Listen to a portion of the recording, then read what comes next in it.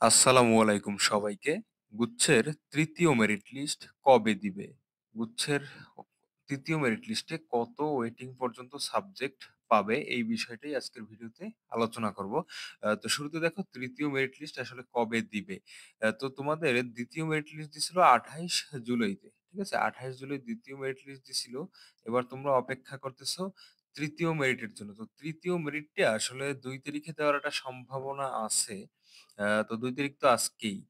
তো আমার যেটা মনে হয় যে এই ২ তারিখে ৩য় মেরিট হয়তো দিবে না।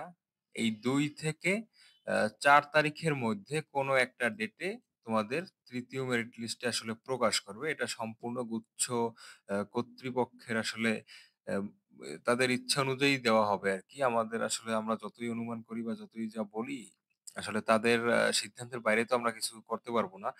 তো তোমাদের এই ডেটটা ২ থেকে ৪ জুলাইয়ের ভিতরেই হবে। এর বাইরে হয়তো যাবে না। না যাওয়ার সম্ভাবনাই বেশি। আমি আশা করি ২ থেকে ৪ জুলাইয়ের ভিতরে তোমাদের ৩য় মেরিট লিস্টটা প্রকাশ করে দিবে।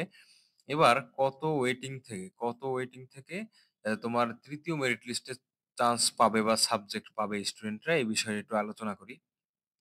তো আমি গতকাল একটা ভিডিও দিছিলাম যে কারণে 3rd মেরিট লিস্টে বা ৩য় মেরিট লিস্টে বেশিরভাগ শিক্ষার্থী চান্স পাবে না। এর বেশ কিছু কারণ আছে। কারণগুলো আমি একটু ব্যাখ্যা করি যুক্তি সহকারে।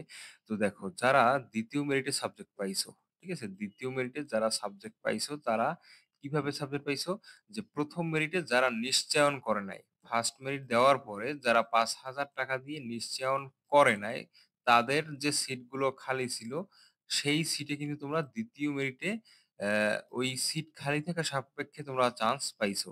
তো ২য় মেরিটের পরে যে ৩য় মেরিট তোমাদের দিবে, ওই ৩য় মেরিটে যে সিটগুলো ফাঁকা আছে ওইখানেই তো তোমাদের আসলে সাবজেক্ট দিবে আরকি, যারা এখনো সাবজেক্ট পাও নাই। তো দেখো, ২য় মেরিটের পরে আসলে তোমার ৩য় মেরিট পর্যন্ত এই সময়টা আসলে এইখানে কিন্তু বেশিরভাগ শিক্ষার্থী ৳৫,০০০ দিয়ে নিশ্চয়ন করে ফেলছে। ১ম মেরিটে অনেকে ছিল এমন যে আসলে শুধুমাত্র সাবজেক্ট চয়েস দিছে। বিভিন্ন বিশ্ববিদ্যালয়ে ভর্তি আছে। জাস্ট সাবজেক্ট চয়েস দিয়ে দেখছে যে তার কি ধরনের সাবজেক্ট আসে বা টপ সাবজেক্ট গুলো আসে কিনা। তো সেক্ষেত্রে তারা জাস্ট সাবজেক্ট চয়েস দিছিল।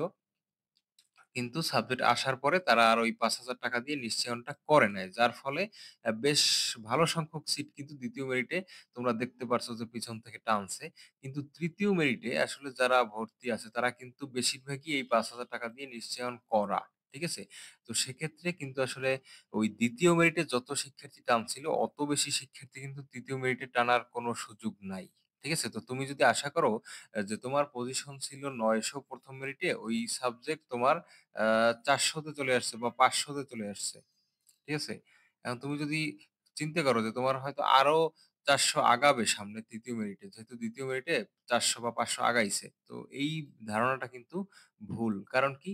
২য় মেরিটে আসলে সাবজেক্ট বেশি সংখ্যক শিক্ষার্থী পাওয়ার একটা কারণ হইতেছে যে ১ম মেরিটে অনেক শিক্ষার্থী অনেক বিশ্ববিদ্যালয়ে ভর্তি ছিল, তারাও চয়েস দিছিল। কিন্তু তারা ৳৫,০০০ দিয়ে কি করে নাই? নিশ্চয়নটা করে নাই। যার কারণে ওই মানে বেশি সংখ্যক শিক্ষার্থী আসলে তোমার চান্স পাইছিল পিছনের ওয়েটিং লিস্ট থেকেও, বা ওয়েটিং লিস্টে বেশি দূর আগাইছিল। কিন্তু ৩য় মেরিটে আসলে এই সম্ভাবনাটা কম।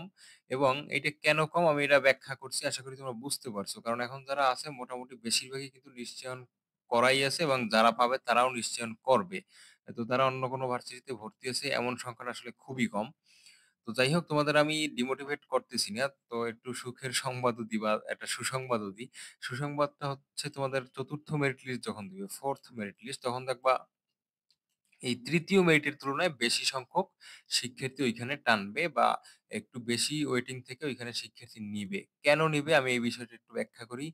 নেওয়ার একটা বড় কারণ হইতেছে জাতীয় বিশ্ববিদ্যালয়ের ভর্তি কিন্তু সম্ভবত ১৪ তারিখের পর থেকে আসলে তারা ভর্তিটা নিবে। তো এই ক্ষেত্রে বেশ কিছু সংখ্যক সিট কিন্তু খালি হবে ৪র্থ মেরিটের, মানে ৩য় মেরিটের পরে। তো ওই খালি সিটগুলো আসলে ৪র্থ মেরিটের শিক্ষার্থীরা পাবে। তো এই একটা ভালো সুসংবাদ তোমাদের জন্য। তারপরে আরো একটা সুসংবাদ আছে যে 7 কলেজের ভর্তি যখন হবে, ঠিক আছে? 7 কলেজের ভর্তি পরীক্ষা যখন হবে, তখন কিন্তু আসলে আরো বেশি শিক্ষার্থী ৫ম মেরিটে বলা যায় চান্স পাবে। তো 7 কলেজ বা ৭ কলেজ বা যেটা তোমরা ঢাকা সেন্ট্রাল ইউনিভার্সিটি বলো, ওই ৭ কলেজের পরীক্ষা সম্ভবত আগস্টে হবে। তো আগস্টে হলে আরো ১ মাস পরে হবে। তো তখন তোমাদের কিন্তু ভর্তি কার্যক্রম শেষ হয়ে যাবে। তো শেষ হলেও গত বছর, বিগত বছরে যেটা দেখা গেছে, স্পেশালি গত বছরে যে চূড়ান্ত ভর্তির পরেও একটা মাইগ্রেশন ছিল। হ্যাঁ, আমি আবারও বলছি চূড়ান্ত ভর্তি হওয়ার পরেও আরেকটা মাইগ্রেশন দিছিল যে ওই সময় এমন ঘটছিল যে গুচ্ছের চূড়ান্ত ভর্তির পরে এগ্রি পরীক্ষা হইছিল। মানে কৃষি গুচ্ছের পরীক্ষাটা ওই গুচ্ছের ভর্তি পরীক্ষার পরে হইছিল। কৃষি গুচ্ছের পরীক্ষাটা গুচ্ছের ভর্তি পরীক্ষার পরে হইছিল। তো ওইখানে বেশ কিছু সংখ্যক শিক্ষার্থী চলে গেছে। তারপরে যে সিটগুলো খালি ছিল সেইখানে কিন্তু পিছনের মেরিট থেকে আসলে ওই সময় চান্স পাইছে। তো এবছর আসলে কৃষি গুচ্ছের পরীক্ষা তো আগেই হয়ে গেছে। তোমাদের সামনে ৭ কলেজ আছে। এই ৭ কলেজে ভর্তি হওয়ার পরে দেখবা আসলে অনেক শিক্ষার্থী আসলে ৭ কলেজের ভালো, ভালো সাবজেক্টে চলে যাবে। তারপরে ওই যে ঢাকায় থাকার একটা ফ্যাসিলিটিস পাবে তারা। এইসব কারণে ৭ কলেজে চলে যাবে। তখন কিন্তু আরো একটা মেরিট যদি এবার দেয়, ইনশাআল্লাহ দিবে। সেক্ষেত্রে কিন্তু আরো বেশ কিছু সংখ্যক শিক্ষার্থী ওই সময় চান্স পাবে। তো তোমরা ৩য় মেরিট লিস্ট নিয়ে খুব বেশি আশাবাদী হইও না। কারণ মন খারাপ হতে পারে এতে। তোমরা 4th মেরিট এবং তারপর হচ্ছে 5th মেরিট এই মেরিট গুলোতে আসলে তোমরা বেশি সংখ্যক শিক্ষার্থী চান্স পাবে ইনশাআল্লাহ। তো ৩য় মেরিটে তুমি যদি চান্স না পাও তাইলে আমি বলব তোমাকে যে তোমার খুব একটা মন খারাপ করার দরকার নাই। কারণ সামনে কিন্তু তোমাদের অ্যা ৪র্থ মেরিট, ৫ম মেরিটও দিবে আশা করি। এবং এটাও হবে ইনশাল্লাহ যে তোমাদের চূড়ান্ত ভর্তির পরে আসলে যে সিটগুলো ফাঁকা থাকবে তখন আরো একটা মেরিট দিবে। ঠিক আছে? এটা গত বছর কিন্তু দিছিল, এবারও দিবে ইনশাল্লাহ। তো এবার আসলে যে কত ওয়েটিং থেকে চান্স পেতে পারে এটা আসলে কমপ্লিটলি ইন্ডিভিজুয়াল। একেকজনের ক্ষেত্রে একেক রকম। এখন আমি একজনেরটা বইলে দেব। আরেকজনে বলবে যে, "ভাই আপনি কি বলেন? আমার বন্ধু তো এই পজিশন থেকে চান্স পাইছে বা আমি নিজেই পাবো। আপনি তো আসলে যা বলছেন এটা আসলে কারেক্ট না।" আমি তোমাদের একটা সিম্পল উদাহরণ দিই। যে একটা ছেলে মনে করো বরিশাল বিশ্ববিদ্যালয়ের ল তে ওয়েটিং এ আছে ৫। ঠিক আছে?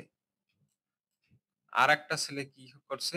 আরেকটা ছেলে মনে করো পটুয়াখালী সায়েন্স অ্যান্ড টেকনোলজি যে ইউনিভার্সিটি, ওই পটুয়াখালী বিজ্ঞান ও প্রযুক্তি বিশ্ববিদ্যালয়ের ল তে ওয়েটিং আছে মনে করো ১৫। এখন তোমরা হয়তো বলতেছো যে বরিশালের ৫ নাম্বারে আছে, ও সিওর সাবজেক্ট পাবে। কিন্তু এই যে পটুয়াখালীতে যে আছে ও সাবজেক্ট নাও পেতে পারে। কিন্তু আমি যেটা বলবো, উল্টো বলবো যে পটুয়াখালী বিজ্ঞান প্রযুক্তিতে যে আছে ওর চান্স পাওয়ার সম্ভাবনা বেশি। কিন্তু বরিশালে তে যে ওয়েটিং এ পাস আছে তার কিন্তু চান্স পাওয়ার সম্ভাবনা কম। কারণ কি?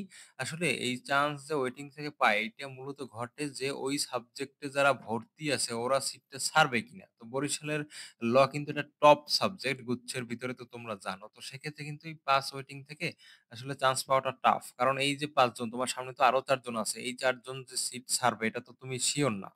বা এই ৫ জন যে সিট ছাড়বে এটা তো সিওর না।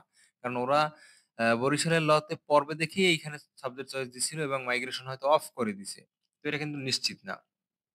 আবার আরেকটা ছেলে মনে করো তোমার নেত্রকোনা ইউনিভার্সিটি সিএসই তে আছে। নেত্রকোনা ইউনিভার্সিটির সিএসই তে ওয়েটিং এ আছে মনে করো ৭০।